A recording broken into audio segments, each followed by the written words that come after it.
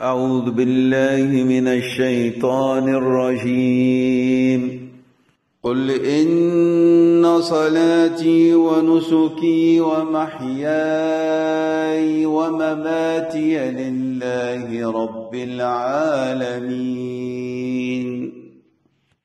Lorsqu'on parcourt le Coran, on va trouver 335 versets qui citent le terme ilm et tous ses dérivés.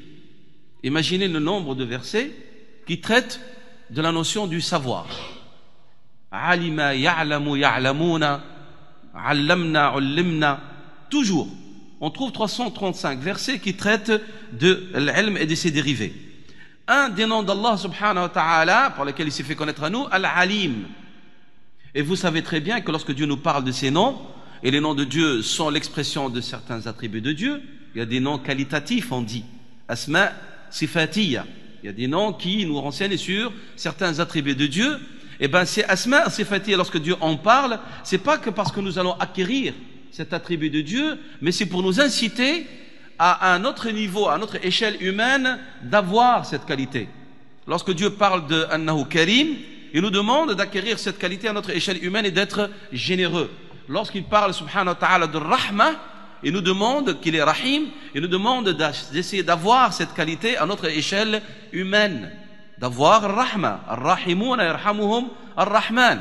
Ceux qui sont pleins de compassion et de clémence envers les autres, eh ben, le très miséricordieux exprimera et sera compassion envers eux. Donc, lorsque Dieu nous parle de ce nom, il en parle dans 139 versets.